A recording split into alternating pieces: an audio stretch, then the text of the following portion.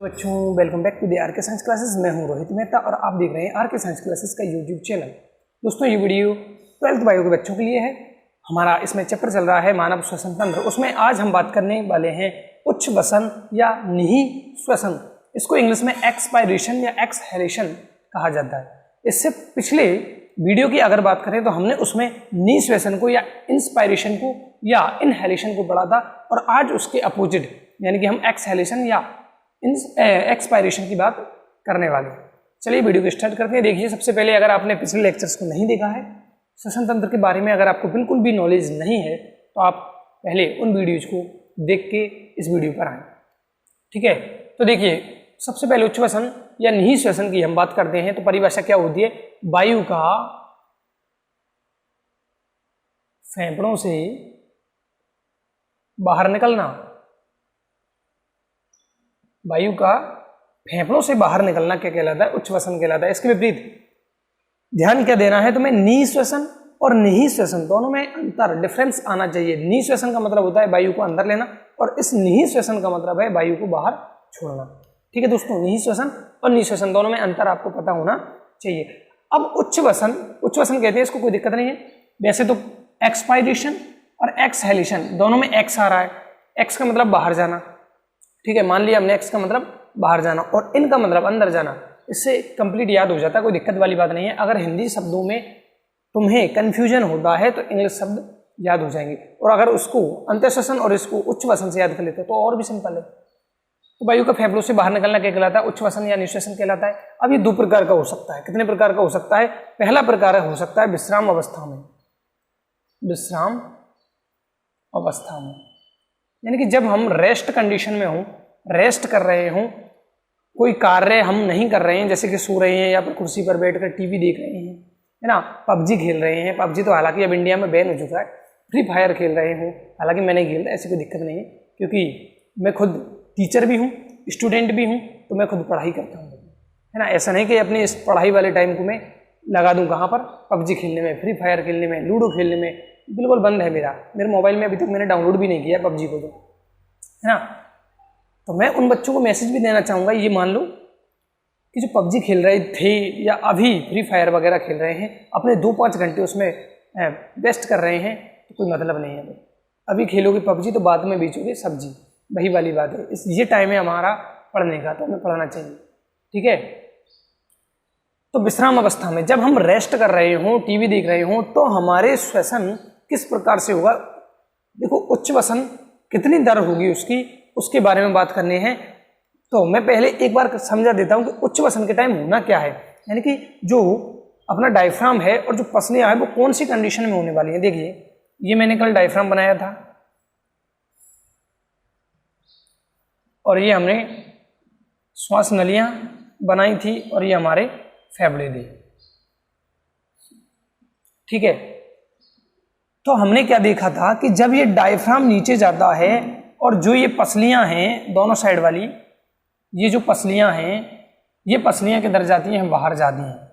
ये पसलियां बाहर जाती हैं, जिससे क्या होता है? बक्सगुहा का आयतन, इसका आयतन बढ़ जाता है और वायु अंदर एंट्री कर जाती है।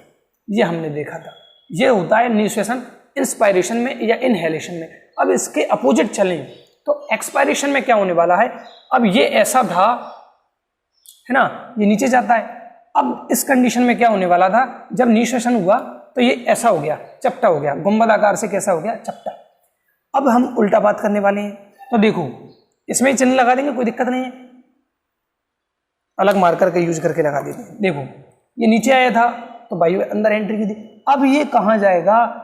जो चपटा है, चपटा हो गया था ना, वो चपटा जो डायफ्राम है वो अब वापस जाएगा ऊपर की ओर। साथ में जो पसलियां जो बाहर की ओर गई थी वो अब आएंगी अंदर की ओर। किसके द्वारा? अंतरा परशुक पेशियों के द्वारा। अंतरा परशुक पेशियों के द्वारा अब वो वापस से अंदर की ओर आएंगी और डायफ्राम जाएगा ऊपर की ओर। यानी कि कल क्या हुआ था? पसलियां बाहर, डायफ्राम नीचे, पसलियां बाहर, डायफ्राम नीचे, तो वायु गई थी अंदर। अब क्या हो रहा है? पसलियां भी अंदर और डायफ्राम भी ऊपर, पसलियां अंदर, डायफ्राम ऊपर। तो इससे क्या होगा? जो बक्सगुहा है उसका आयतन क्या हो जाएगा? कम हो जाएगा। आयतन कम हो जाएगा। आयतन कम, मैंने बताया जब आयतन कम होगा तो वायुदाब बढ़ जाएगा, वायुदाब अधिक हो जाएगा। कल हमने देखा था कि आयतन अगर बढ़ा तो वायुदाब कम हुआ था, आज क्या कह रहे हैं, आयतन कम होगा तो वायुदाब बढ़ जाएगा। और वायु किधर से किधर बहती है, उच्च वायुदाब से निम्न वायुदाब की ओर, तो यानी कि यहाँ पर वायुदाब ज्यादा है और बाहरी वायुमंडल में, ये देखो ये एरिया वायुमंडल का है, तो इस वायुमंडल में क्या है, वायुदाब अभी कम है। तो यहाँ से अब ये गैस बाहर निकल जाएगी, जिसमें मुख्यतः कौन होगी, CO2, है ना, जिसमें मुख्यतः कौन होगी, CO2। O2 कहाँ गई, CO2 कहाँ गई, इसके बारे में हम पिछले लेक्चर्स में इंटरनल स्ट्रक्चर ऑफ लंग्स उसमें बात कर चुके हैं। तो ये हमारे कंप्लीट होता है यहाँ पर वैसे तो, लेकिन अब हमारे पास दो कंडीशन है, एक तो विश्राम अवस्था में और एक अगर हम जिम वगैरह कर रहे हो, जॉगिंग कर रहे हो, उस कंडीशन में कैसे क्रिया होगी, तो उसके बारे में देखेंगे। तो देखो भाई, जब हम विश्राम अवस्था में होते हैं, किस अवस्था में होते हैं, विश्राम अवस्था में होते हैं, तो एक तो वहां की दर कितनी होती है, 16 से 20 श्वास लेंगे हम, 16 से 20 बार श्वास लेंगे, कब, प्रति मिनट में, यानी कि 1 मिनट में नॉर्मल कंडीशन में विश्राम अवस्था में 16 से 20 बार हम क्या कर रहे हैं, श्वास ले रहे हैं और छोड़ रहे हैं। कितनी बार, 16 से 20, अलग अलग हो सकती है एज के हिसाब से, 16 से 20 पर मिनट। हाँ, अगर आप बीमार हैं, स्वस्थ व्यक्ति की, मैं लिख देता हूं भाई, स्वस्थ व्यक्ति, स्वस्थ मानव, है ना, ऐसा नहीं कि रोगी है और मैं तो कुर्सी पे बैठा हूँ, मैं बीमार भी हूँ, मैं तो 30 बार ले रहा हूँ, उसके लिए बात नहीं करे। और कोरोना में तो ये और बढ़ रही है भाई, है ना, सांस लेने में थोड़ी प्रॉब्लम आती है तो वो जल्दी जल्दी लेगा। तो 16 से 20 बार श्वसन करता है वो पर मिनट में, एक बार में 16 से 20, ऐसे लिख दें, 16 से 20 प्रति मिनट, इसका मतलब होता है प्रति या पर मिनट। चलो कैसे काम करता है देखिए, सेम कंडीशन है कि जब जो पेशियां हैं, किसकी, पसलियों वाली, परसुक पेशियां, वो शिथिलित होती हैं, यानी कि नॉर्मल कंडीशन में आती है, रुकती हैं, संकुचन बंद हो गया तो शिथिलित होंगी, तो पसलियां स्वयं के भार के कारण नीचे आएंगी, पसलियों का जो स्वयं का वजन होगा उसके कारण क्या होगा, पसलियां नीचे की ओर आएंगी, और नीचे की ओर आएंगी तो वायु का जो स्थान है या आयतन कह दें बक्ष गुहा का, वो धीरे धीरे कम हो जाएगा, जिससे क्या होगा, आयतन कम होने से वायुदाब बढ़ जाएगा, और वायुदाब बढ़ेगा तो वो कम वायुदाब की ओर भागेगी, यानी कि ऑक्सीजन या ऑक्सीजन नहीं, वायु बाहर की ओर भागने लग जाएगी, यानी उच्च वसन की क्रिया हो जाएगी। दूसरी कंडीशन कौन सी आती है, दूसरी कंडीशन आती है क्रियाशील अवस्था में, क्रियाशील अवस्था में। अच्छा, विश्राम अवस्था में ये निष्क्रिय श्वसन पाया जाता है, इसमें कोई एटीपी वगैरह नहीं होती, यूज नहीं होती, निष्क्रिय है, यानी कि इसके लिए छोड़ने के लिए किसी एटीपी की आवश्यकता नहीं है। लेकिन क्रियाशील अवस्था होगी, उसके लिए ये कैसी प्रावस्था है, सक्रिय प्रावस्था है, जिसमें एटीपी का यूज होगा, एटीपी का यूज होगा, यानी कि एटीपी का यूज करने के कारण तभी हम उच्च वसन कर पाएंगे, जब हमें एटीपी की योगदान मिलेगा, एटीपी का योगदान होगा, यानी कि एटीपी को तोड़ा जाएगा, यानी कि एनर्जी को लूज किया जाएगा, तब हम उच्च वसन कर पाएंगे। इसमें होता क्या है, श्वसन की क्रिया तेजी हो जाती, तेजी से होती है दोनों में, यानी कि हमें जितना ऑक्सीजन हमारी प्रत्येक सेल को चाहिए उतनी कोशिकाओं तक हमारे बॉडी द्वारा या ब्लड द्वारा उतनी ऑक्सीजन को नहीं भेजा जा सकता। तो क्या होता है, जल्दी जल्दी की क्रिया होती है। इसमें क्या होगा, सेम कंडीशन होने वाली है, यानी कि परसुक पेशियां भी तेजी से गति करेंगी, डायफ्राम भी तेजी से काम करेगा, लेकिन उधर की जो पेशियां हैं हमारे पेट की, वो भी अपना योगदान इसमें देती हैं। कौन कौन दे रही है योगदान, एक तो पसलियां या पसलियों की पेशियां, ऐसे लिख दें, पसलियों की पेशियां, जिन्हें क्या कहते हैं, अंतरपरसुक पेशियां या बाह्य परसुक पेशियां, यानी इंटरकोस्टल मसल, पसलियों की पेशियां।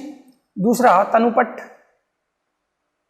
तनुपट या इसको क्या कहते हैं, इसको डायफ्राम। और तीसरी भी इसमें हेल्प करेगी, उदर की पेशियां, उदर की पेशियां। तो ये तीनों की सहायता से उच्च वसन की क्रिया क्रियाशील अवस्था में, यानी कि हम जिम कर रहे हो, व्यायाम कर रहे हो, जॉगिंग कर रहे हो, इधर उधर भाग रहे हो, खेलकूद कर रहे हो, क्रिकेट खेल रहे हो, है ना, तो हमें क्या होगा, उच्च वसन की क्रिया तेज हो जाएगी, है ना। अब वो हमारे ऊपर है कि कितनी तेज हो सकती है, कुछ ज्यादा ही कर रहे हैं तो बहुत ज्यादा बढ़ जाएगी, थोड़ा सा एक्सरसाइज कर रहे हैं तो थोड़ी सी बढ़ जाएगी, ठीक है ना। तो वो कितना हम क्रियाशील हैं उस पर डिपेंड करेगी। तो यहाँ पर हमारे उच्छ्वसन यानी कि एक्सहेलेशन की क्रिया संपूर्ण होती है, खत्म होती है। इसके बाद मिलेंगे अगले लेक्चर में, जिसमें हम जो वायु से संबंधित जितने आयतन हैं जैसे IRB, ERB, TV, इन सब के बारे में बात करेंगे। जय हिंद, जय भारत।